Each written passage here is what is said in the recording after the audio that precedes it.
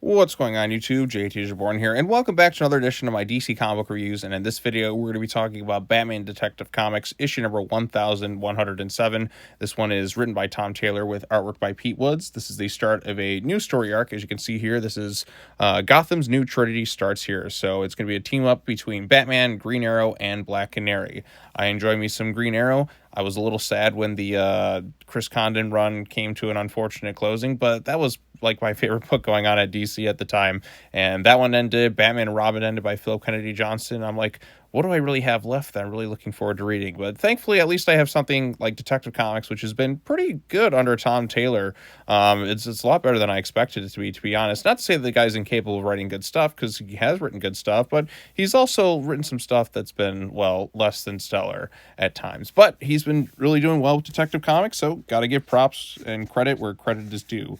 But basically, the issue opens up with a woman dying seemingly of a heart attack, but we come to find out in the context later, there's a corporation known as ClepCorp, and there's 3 potential whistleblowers for some criminal activity, and each of them have died under mysterious circumstances, well, most of them at least. We also see this scene here where a corrupt cop is trying to get drugs and that from this individual. Green Arrow comes in because he's in Gotham, because you have the corporation coming in trying to do some like takeover of Queen Industries, and Ollie's not a fan of them, obviously, and he just thinks they're just like some AI tech company and all the nonsense that kind of comes with that.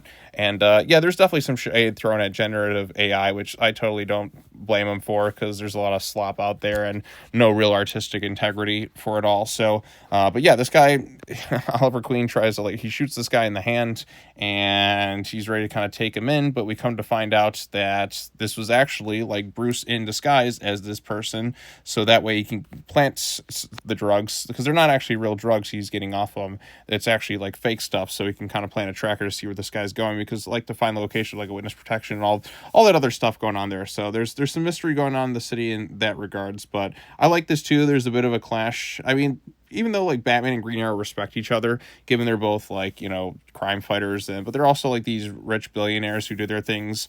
Obviously, they throw shade at each other any chance they can kind of get, like just kind of a fun, playful, like one-upping kind of rivalry. It's like even when Batman's Batmobile comes in and it's electric, it's like it's about time you got an electric, you know, because Ollie and his stuff with the environment. Then we kind of cut to Wildcat's place, and we see Black Canary there, and I guess he passed away a few issues ago, but we see various members of the Bat family here. Not everyone, mind you. We do get a good chunk of them, though. We don't have Jason Todd here. We also don't have Duke Thomas, and I'm sure a few others like Kate Kane or anything like that, but we get a couple Bat family members in here. And basically Black Canary's doing her boxing thing, and Damien's like, all right, who's going to volunteer to fight me in a boxing match? And Damien's like, oh, I can't wait to. Bruce's like, no, not going to happen. But then they kind of have almost like a theoretical sort of, like they're kind of boxing, but like if they actually went all in, Cass was there to kind of judge the whole thing, but Black Canary kind of wins in terms of just a pure boxing fight. Now, this doesn't equate to anything else, because boxing is a specific type of like combat. You can't use your legs or anything like that. But she wins in this thing, and like it was her, Batman, and Green Arrow have to go to like some gravestone for somebody else that they kind of knew beforehand, and this one girl shows up seemingly with a mysterious connection to this gravestone, and it comes to be that there was somebody known as Prion, who I'm not familiar with at all, and that's kind of where the storyline sort of ends. This girl is kind of picked up by this one woman here who comes kind of barging in here like really fast in her car, and they seem to have some sort of connection to this like former hero of sorts. I'm not familiar with this character. Maybe they're brand new or something, but I guess there was like the 4 of them worked together in their past. So I like some aspects that we kind of showcase a little bit more, like their connection's been going on for a long time. There is like some stuff in the past with Dinah and, you know, Batman, Oliver Queen, and kind of working under Wildcat to train. And there's somebody else that was kind of in their group that we're kind of unaware of until this time. So there's a mystery there. I'm sure it'll all tie together with that whole ClepCorp thing at the very beginning, but I'm curious to see like which direction it'll go in kind of from there. I like the little dynamics in between Batman and Green Arrow in this thing, because it does showcase that, yes, they are both billionaires. Yes, they have a lot of similar gadgets and all that, but personality-wise and their methods of doing things are still quite different, and there's still is like just, you know, because a lot of billionaires too can sometimes like rib other billionaires, like, you're not a billionaire as much as I am. Oh, you have all this cool stuff, but I have all this cool stuff. It's a bit of a dick measuring contest. Meanwhile, Dinah's just kind of there doing her boxing thing and ready to open up this gym to the public soon. But they kind of had a moment there with everyone else in the fam and that too. Well, not everyone, but a good chunk of the family members between Green Arrow and Bat Family and all that too. So I like that. I like how they're just kind of just hanging out, like having pizza time or something. And I do appreciate how Tom Taylor really like pays true to continuity. Like, Tim Drake's in here, but he's like formerly Robin Tim Drake, so it at least feels in conjunction with like what's going on in continuity and stuff. But also, Cass is back here, so I don't know if this, because we saw, I guess this is after this current arc, like in Batgirl, where she's finally back in there. Maybe she's controlled all the blood stuff, because with all the stuff going on in Batman and the Batgirl run and all that other stuff too. So I assume this takes place after like the current arc, where she's going like the blood bending and all that too. So she's got to be in control of that. So that's where I guess I'm placing the timing of this thing. But it does acknowledge stuff going on in continuity too. So artwork is pretty decent here. It's not McElligott doing the main artistic stuff.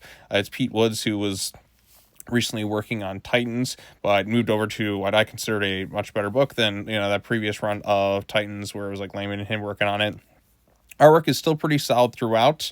I think probably the best I've seen of Pete Woods for the most part in this thing. Although given the cover and like what I've gotten before under McElligott and Tom Taylor's direction, I am kind of missing that a little bit here. But, you know, not to take anything away from what Pete Woods was doing on this particular issue. So, good, interesting mystery, good dynamic between the characters. And so far, like I said, Tom Taylor has done really well with Detective Comics. Maybe a hiccup or two here and there, but all things considered, I think it's been a pretty solid run since he took over the book. So yeah, there you go. I'm enjoying it. So I'm enjoying Detective Comics, one of the mainline Batman books. But we can never get a great main Batman book, because Detective Comics is often treated as kind of the B book, even though it's been the longest running book DC has. But at least we have this here. That's pretty good. So there's that. But anyways, what did you all think of this issue? Did you like it? Did you dislike it? Post your comments down below. Share this video with your friends. All that other fun stuff. And yeah, I'm back to trying to make videos again soon.